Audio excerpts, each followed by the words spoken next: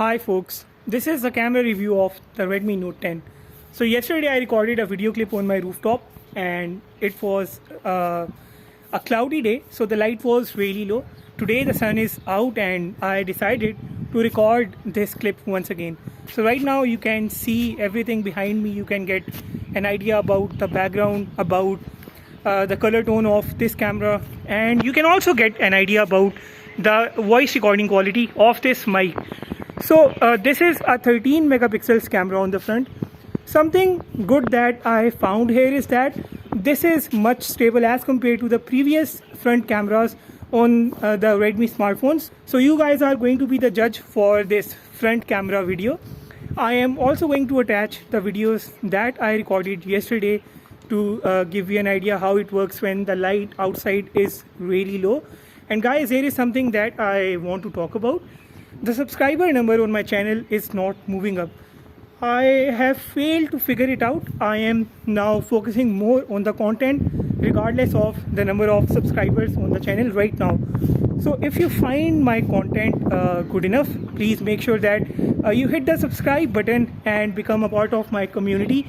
I am working really hard on my new videos, and I'll now show you the clips that I recorded yesterday, and then I'll give you a walkthrough of this camera application and also tell you more about the features of this camera, and then we'll jump into the photos and videos shot with the rear camera of this phone. Let's get to it now. Hi folks, so this is the Redmi Note 10 camera review. It's been raining on my end for a couple of days and I did try my best to wait for the sunshine or the sun to come out so that I can record this camera review of this phone in bright light, but unfortunately the sun is not ready to come out, so I am shooting it like this. I have just switched to the landscape mode on the front camera. This phone records only at 1080p at 30 frames per second, and right now you can look at how it records the background, how it brings the elements, the color accuracy of this phone. This video is quite soft and it is much stable as compared to previous Redmi phones. So I cannot give you my opinion for the front camera because you guys have to be the judge for the camera quality and the voice recording quality of this mic as well.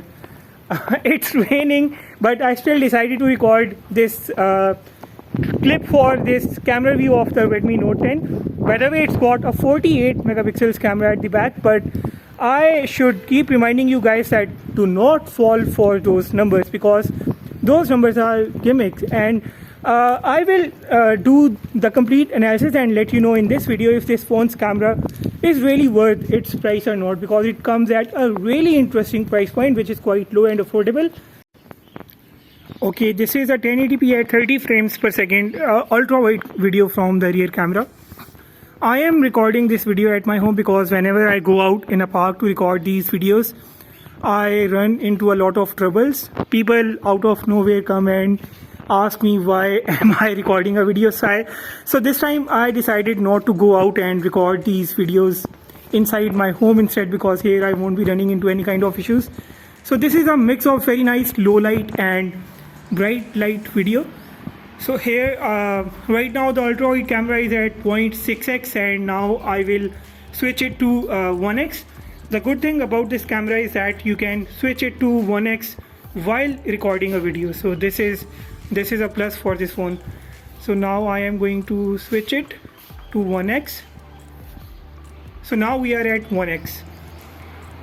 It blows off the highlights at times. It doesn't really focus on point quickly. The focus is not that fast. That's what I mean to say.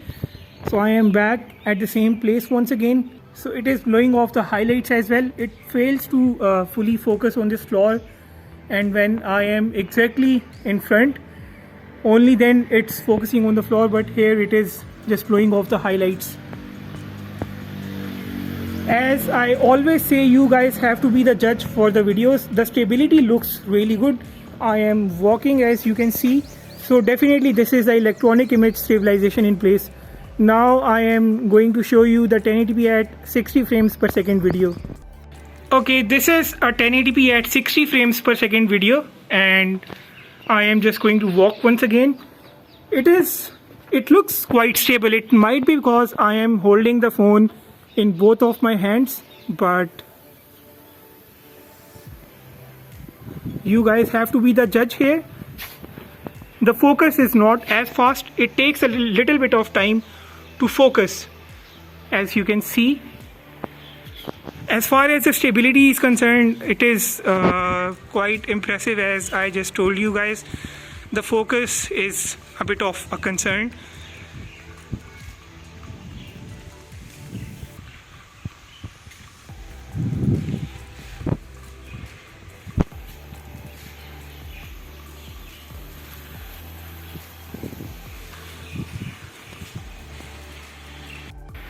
Okay, so this is now 4K at 30 frames per second video. You can see that the stability is hurt. The stability is quite bad now. The focus is not as bad as it was in the 1080p at 60 frames per second video. The resolution is quite good. The video is coming out quite sharp, and the colors here on the screen look fine to me. Also, you can now get an idea about the mic's voice recording quality once again. The stability is not good, that I can tell you. And here on the screen of the phone, everything looks good to me. So make sure you drop your feedback in the comment section down below. Okay, the Redmi Note 10 has got 4 rear cameras.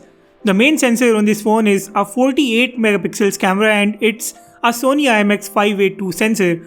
It's got an 8 megapixels ultra wide. The remaining camera details are on your screen. This phone is using the image processing of the Qualcomm Snapdragon 678 chipset. On the front, it has a single 13 megapixels camera.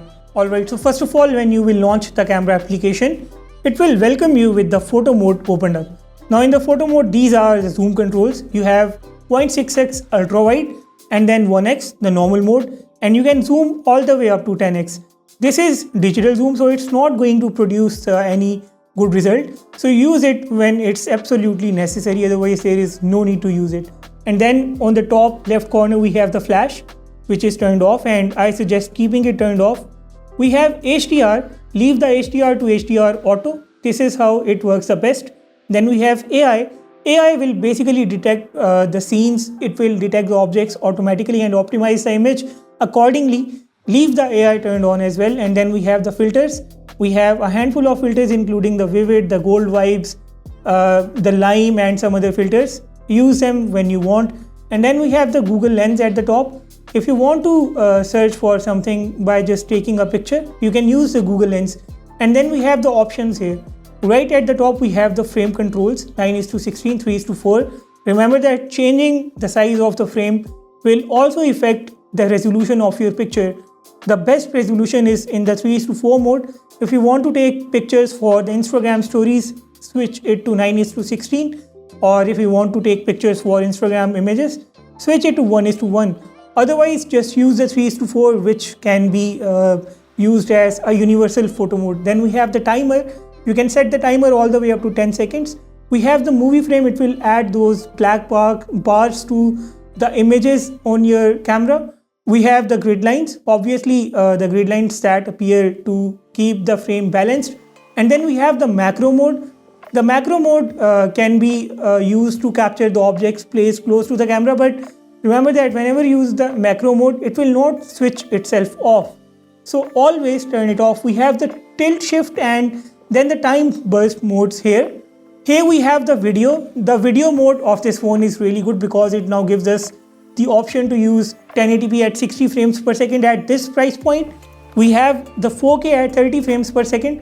The ultra wide camera works only in the 1080p at 30 frames per second for the videos, and you can switch from ultra wide to normal camera while recording a video as well. I'll just demonstrate that while showing you the video result of this phone. And then we have the 1080p at 60 frames per second, and then we have the 4K at 30 frames per second.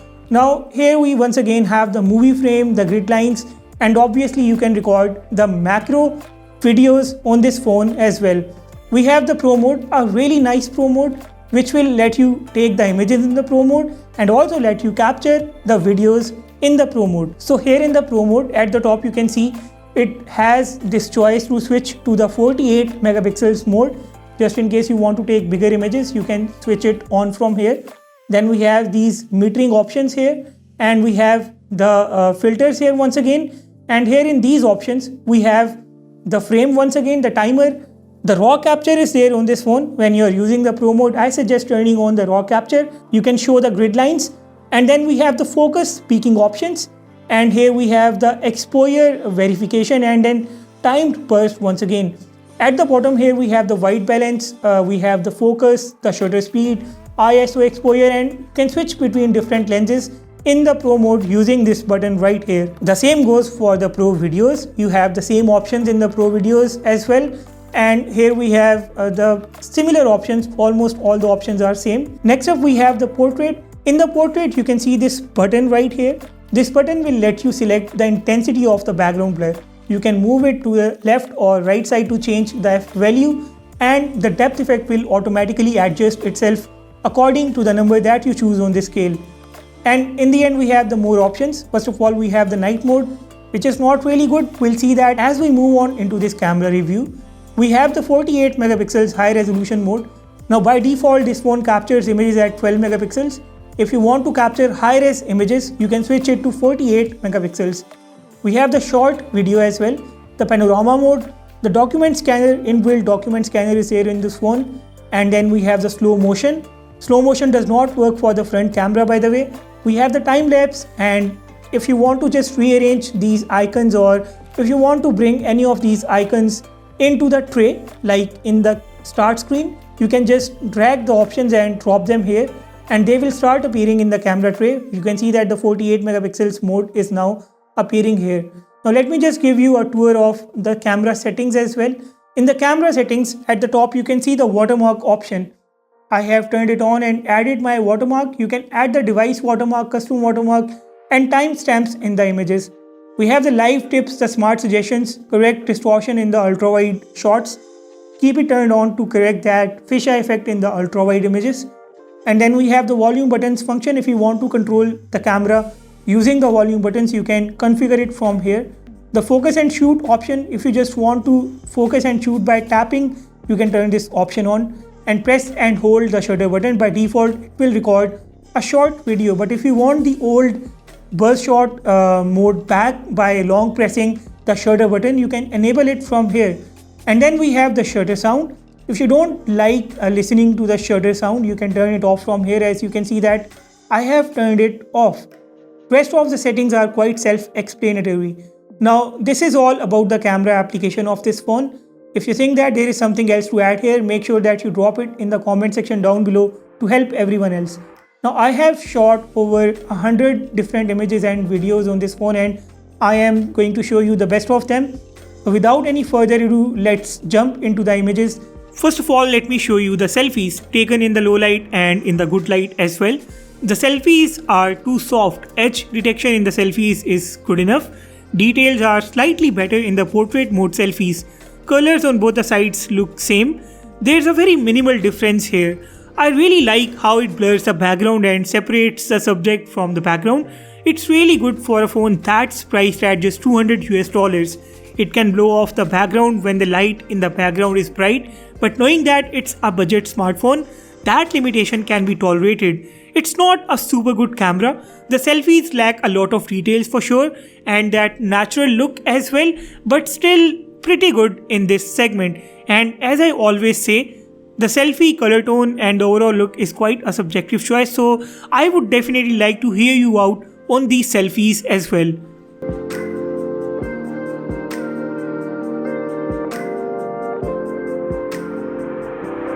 Take a look at the indoor rear camera images, starting off with some low light images. The colors are fine, details are not too high. Edge detection is quite disappointing in some images, but the edge detection works super good in some outdoor images, and that's very strange. In some images it comes out great and very poor in some. The phone adds that depth effect to the images even in the normal mode when you are just focusing on the subject. The only thing I disliked in these images is the edge detection of this phone. Outdoor broad daylight performance of this phone is quite impressive.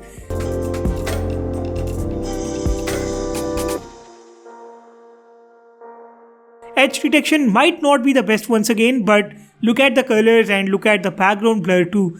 Yes, it does overexpose some areas sometimes. It's not very good when it comes to managing the highlights, but overall, as long as you are looking at the images shot on this phone only, you are definitely going to like it. Shadows come out quite dark, depth effect is good, broad daylight performance is undoubtedly good. Let me know what do you think about these outdoor images of the Redmi Note 10.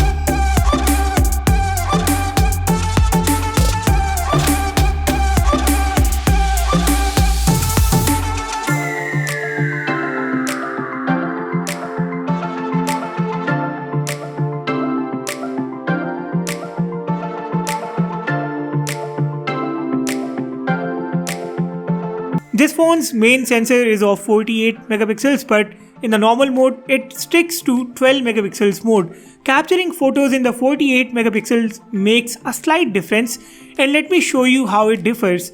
This is a series of 12 megapixels versus 48 megapixels images. You can see that the colors are more lively and vibrant in the normal mode, but they are slightly dull in the 48 megapixels mode.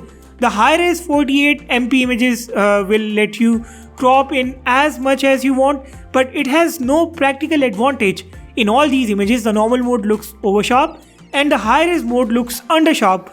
I am not getting the details from the 48 megapixels mode that I would normally expect from such a big sensor. The dynamic range in the 48 megapixels mode is quite poor.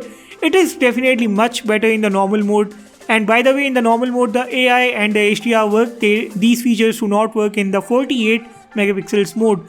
Look at the color of the sky too, which definitely is likable on the left side. The point is, when you are picking this phone up, know that the 48 megapixels mode is just a gimmick. The sensor works the best when used in its normal photo mode, and to prove this fact for yourself, you can also see that the 48 megapixels mode resides under more options on this phone instead of being offered right in the main photo mode of the Redmi Note 10. Let me also show you ultra-wide and the normal images. The ultra-wide camera adds further boost to the colors. The colors this time become much lively, but look at the green tint in the images.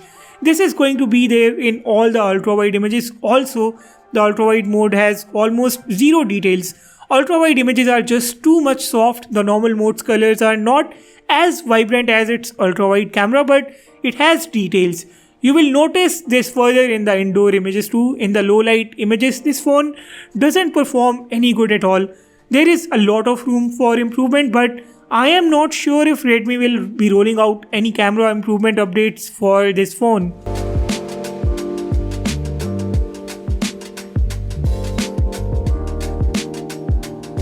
To sum it up, the ultra-wide camera on this phone is somewhat good. It's not as bad as we used to get back in the day.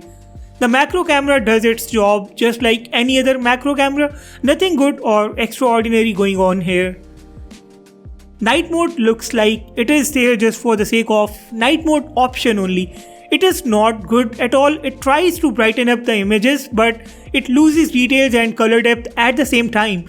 I am not sure how and when you will find it useful, but this is what it looks like. And with this, our camera review of the Redmi Note 10 comes to an end. The goodness of Redmi Note 10's camera depends on how you look at it. For example, Redmi has emphasized most on the 48 megapixels shooter of this phone in the marketing, images and campaigns. But if I also consider as just a camera smartphone, it's not going to be my choice. But yes, if I look at the overall value provided by this camera along with other features of this phone, in that case, it's going to be worth it. It can take very impressive broad daylight images. Selfies are good too. Its features like the 48 megapixels mode, the night mode are more of a gimmick. It can capture good videos too, and its mic's voice recording quality isn't bad either. If we look at this phone's camera as an overall package in this low-end segment, it is worth it in my opinion. We have some good options incoming too, and once we compare this phone's images to its competitors, things will be more clear. Let me know what do you think about this camera review. Drop your feedback about this video in the comment section down below. Hit the like button, subscribe if you haven't yet. With that said, I will sign off and see you all in the next one.